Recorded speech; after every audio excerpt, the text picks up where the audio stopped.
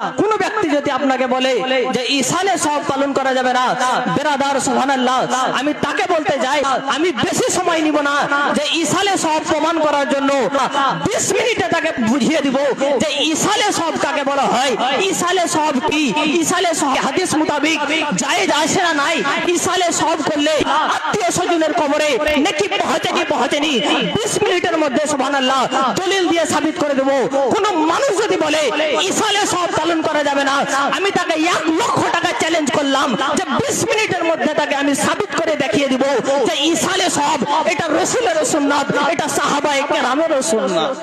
একজন বক্তা সুবহানাল্লাহ বেরিয়েছে বর্ধমান এলাকার, সে বক্তা বলছে যে কোন মানুষ যদি মারা যায় তো তার নামে ইসালে সওয়াব করা যাবে না, ইসালে সওয়াব করে কোন মানুষকে খাওয়া যাবে না।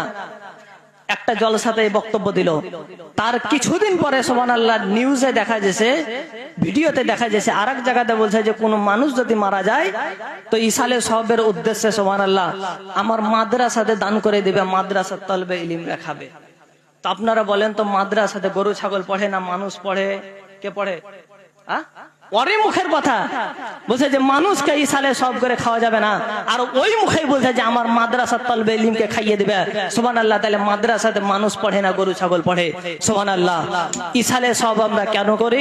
নবী মুস্তাফা একটি এসএমএস দিয়ে দিলেন, কি দেখুন। আপনারা সকলে হাদিসটা জানেন, আমি ক্লিয়ার করে দিচ্ছি।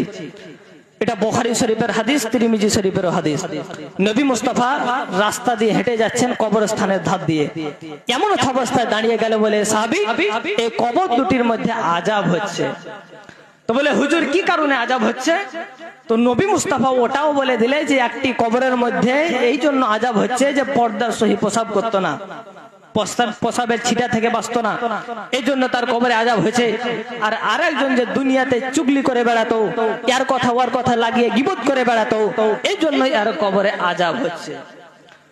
তো সুবহানাল্লাহ, আপনারা এখান থেকে একটা জিনিস বুঝা গেল, কি দেখেন যে নবী মুস্তাফা তো এটা বলে দিলেন যে কবরের ভিতরে আযাব হচ্ছে, কি কারণে হয়েছে এটাও বলে দিল, ঠিক না? ঠিক কেন বলতে পারলো? কারণ নবী মুস্তাফা গায়েবের সংবাদদাতা, এই জন্য নবী মুস্তাফা ভিতরকার খবরও বলতে পারলো, ঠিক না? ঠিক। আজ কোন মানুষ বলছে যে নবী মুস্তাফা গায়েব জানে না, বলছে কেন গায়েব জানে না? যে নবী মুস্তাফাকে আল্লাহ তো সবই শিখিয়ে দিয়েছেন, তাহলে তো সেটা আর গায়েব হলো না। তা আমি বললাম যে আল্লাহ যদি নবীকে শিখিয়ে দেয় তাহলে সেটা আর গায়েব থাকে না? বলছে না, শিখিয়ে দিলে গায়েব কি করে হলো, ঠিক না? ঠিক, এটা তাদের মন্তব্য। আপনারা বলেন তো যে আল্লাহ গায়েব জানে কি জানে না? আল্লাহ গায়েব জানে কি জানে না? আল্লাহ গায়েব জানে, কিন্তু আল্লাহর লেগে তো কোনো জিনিস গায়েবই নয়, ঠিক না? ঠিক, আল্লাহর লেগে কোনো জিনিস গায়েব? প্রত্যেকটা জিনিস প্রকাশ, আল্লাহ তো সবই দেখতে পায়, আল্লাহ লাগে কোনো জিনিস গায়েব নয়। কিন্তু কোরআন বলে যে আল্লাহ গায়েব জানে, যার মানে কি সুবহানাল্লাহ, সুবহানাল্লাহ, বান্দার কাছে যেটা গায়েব ওটাও আল্লাহর কাছে প্রকাশ, বান্দার কাছে যেটা প্রকাশ ওটাও আল্লাহর কাছে প্রকাশ। তদ্রূপ সুবহানাল্লাহ, বান্দার কাছে যেটা গায়েব ওটাও নবী মুস্তাফার কাছে প্রকাশ, বান্দার কাছে যেটা প্রকাশ ওটাও নবী মুস্তাফার কাছে প্রকাশ। নবী মুস্তাফা বলে দিলেন যে কবরের মধ্যে আযাব হচ্ছে।